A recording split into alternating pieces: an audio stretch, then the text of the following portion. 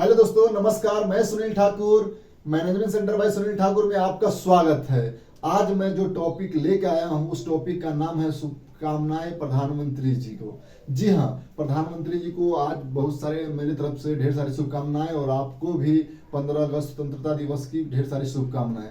चलिए, आज जो उन्होंने लाल किले से जो भाषण लगाए, आवाज बुलंद किए एक युवा के लिए, उसमें से क्या क्या अच्छा चीज निकल के आया हो उस टॉपिक पे बात करते हैं।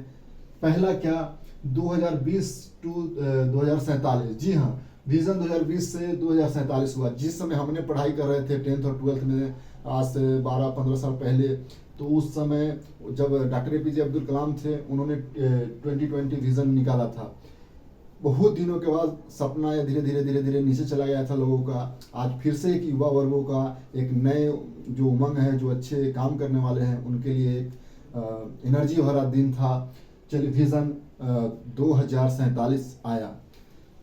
दूसरा, उन्होंने विश्वकर्मा योजना लॉन्च करने की बात की। अगला महीना सितंबर में विश्वकर्मा योजना लॉन्च करेंगे, जिसमें छोटी छोटी मुद्राएं लोन जो होंगे, जो काम करने वाले जो उन्होंने बताया, जैसे नाई की दुकान हो गए, जो विश्वकर्मा रिलेटेड जो लोहे लक्कर से रिलेटेड है, जो छोटे मोटे दुकानें हैं, वेल्डिंग का दुकानें हैं, तो उसको मुद्राएं लोन करेंगे। बहुत सारे उसमें फायदा आने वाली है। उसके बाद महिला सहायता समूह पे भी बात की है, ड्राइंग पे भी बात की है। चलिए, किसानों का जो एग्रीकल्चर खेती होगा उसको ड्राइंग के माध्यम से देखा जाएगा, बढ़िया मतलब किया जाएगा। तो वह सब योजना जो आने वाला है फ्यूचर में, वो काफ़ी हद तक एक भारत को एक नया रंग रूप देने वाला है। दूसरा, आवास योजना शहरी के लिए, जैसे झुग्गी झोपड़ी में जो शहर में रहते हैं या फिर दूसरे जगह से आ करके यहाँ बहुत दिनों से रह रहे हैं, उनको रहने का सही से ये नहीं है, याफा नहीं है, थोड़ा गरीबी में ज़िंदगी जी रहे हैं, तो आवास योजना शहरी के लिए भी लॉन्च किया जाएगा, ऐसा उन्होंने मतलब बताया है आज के भाषण में।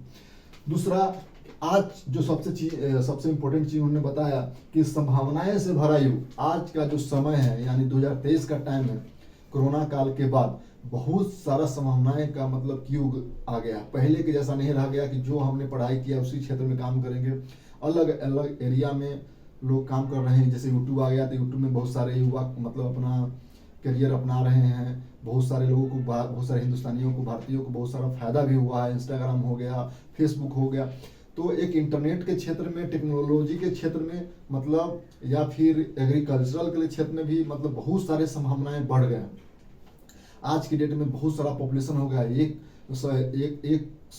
140 करोड़ का आबादी वाला देश भारत, बहुत ही ज़्यादा मतलब कि संभावनाएं से भरा हुआ है। बात सही है। अगर आप अपने नज़रिया से, अपने दिमाग से अगर आप इस चीज़ को देखेंगे तो कहीं भी संभावनाएं की कमी नहीं रह गई है। दिन दूना रात चौगुना करने वाला टाइम आज का टाइम है। आगे जो सबसे अच्छा लगा मुझे आज के, उन्होंने लास्ट में बोला था कि 3 चीज़ों से हमको लड़ाई लड़नी होगी, और पहले से ही लोग लड़ाई लड़ते आ रहा है, लेकिन आगे भी लड़ाई लड़नी होगी। जैसे भ्रष्टाचार, परिवार और तुष्टीकरण पर उन्होंने बात किया। भ्रष्टाचार तो मैंने बचपन से भी देखा है, आपने भी देखा होगा। एक जब भी लोग ब्लॉक में भी जाता है कुछ भी बनाने के लिए, या फिर कोई भी प्रमाण पत्र हो, आवास प्रमाण पत्र हो, या फिर कोई भी प्रमाण पत्र बनाने हो, वहाँ भी 10-20-50 रुपया घूस लगते थे पहले, अभी तो और बढ़ गए हैं। तो ये चीज़ आप देखिए कि भ्रष्टाचार तो हो ही रहा है हर चीज़ में। तो भ्रष्टाचार को रोका जाए, तो उसके खिलाफ लड़ाई हो रही है उनके माध्यम से, और आप लोग भी लड़िए और हम लोग भी लड़ रहे हैं कि भ्रष्टाचार ज़्यादा से ज़्यादा न हो। दूसरी चीज़, परिवारवाद मतलब आप तो अच्छे से समझते होंगे कि अपने ही वंशज को आगे बढ़ाना। कोई एक डॉक्टर है तो उसका बेटा डॉक्टर, उसका पोता डॉक्टर, दूसरे लोगों पे ज़्यादा ध्यान नहीं। जो सीटें होगी, जो कुछ ऐसे वकील हैं, कुछ जज हैं जो अपने ही परिवार को मतलब आगे ऊपर खींचते हैं। और प्रधानमंत्री जी का सीधे सीधे कहना था, वह क्या था कि जो नेतागिरी करते हैं, जो लीडर बनते हैं, उनका, जैसे पहले मैं मुख्यमंत्री बन गया, कोई और मुख्यमंत्री मतलब उनका बेटा बनेगा, फिर उनका पोता बनेगा, फिर उनका भाई बनेगा। तो परिवारवाद पे उन्होंने सीधे हमला किया, और बात सही है, ऐसा होना भी नहीं चाहिए। इसमें क्या होता है ना कि एक नए जो कोई लड़के होते हैं जो आगे बढ़ना चाहते हैं, उसको दबोच दिया जाता है, उसको निचोड़ दिया जाता है, तो फिर वो आगे चल के बढ़ता नहीं है, और इस तरह से किसी राज्य का और किसी देश का विकास संभव नहीं है। तो परिवारवाद भी कहीं ना कहीं इस विकास में रुकावट है। लेकिन कोई अच्छा भी परिवारवाद है हिंदुस्तान में। हर परिवारवाद मतलब कि गड़बड़ नहीं है। मैं न पक्ष की बात करता हूँ, न विपक्ष की बात करता हूँ। अगर आप लोग अच्छे से पूरे हिंदुस्तान के राजनीति को जानते होंगे तो कुछ परिवारवाद अच्छे भी हैं, ऐसा नहीं है, लेकिन 99% जो ऐसे लीडर हैं, ऐसे नेता हैं जो सिर्फ अपने भलाई के लिए अपने दामाद को कहीं से खड़ा कर देंगे, उसको जिता लेंगे, कहीं बेटी को, कहीं किसी को, आप लोग अच्छे से चीज जानते हैं। आगे है तुष्टीकरण। तुष्टीकरण का मतलब क्या हुआ कि किसी को फायदा लेने के लिए उस तक थोड़ा सा फायदा पहुंचा देना, किसी से फायदा लेने के लिए उस तक थोड़ी सी चीज को कुछ फायदा पहुंचा देना, उसको तुष्टीकरण कहते हैं।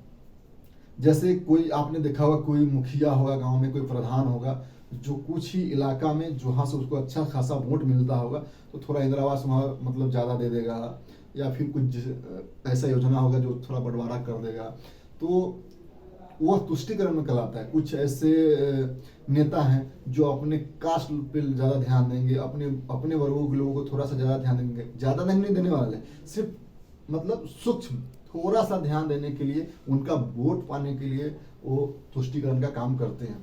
तो तुष्टीकरण तो मतलब ये दोनों से बेकार है। मतलब जिसको जरूरत है उसको वो चीज मिलता नहीं है, जिसको जरूरत नहीं है उसको हम अच्छे हैं आपके नज़र में वह कहने के लिए उस तक कुछ छोटी सी फायदा पहुंचा देना, तो वह तुष्टीकरण कहलाता है। तो ये दोनों से ज़्यादा बेकार तुष्टीकरण है। और तुष्टीकरण में क्या होता है, लाभ मतलब कुछ लालच में आकर के लोग, छोटी सी लालच में आकर के उसी लोग को मतलब कि आगे चल के वोट डाल देते हैं, और फिर से जो नहीं होना था 5 साल फिर विकास उतना नहीं हो पाता है किसी गांव का, पंचायत का, शहर का। तो तुष्टीकरण बहुत ही बड़ा मतलब कि उसमें खत्म किया जाए। तुष्टीकरण से बचे। वीडियो देखने के लिए आप लोगों को बहुत बहुत धन्यवाद। नमस्कार।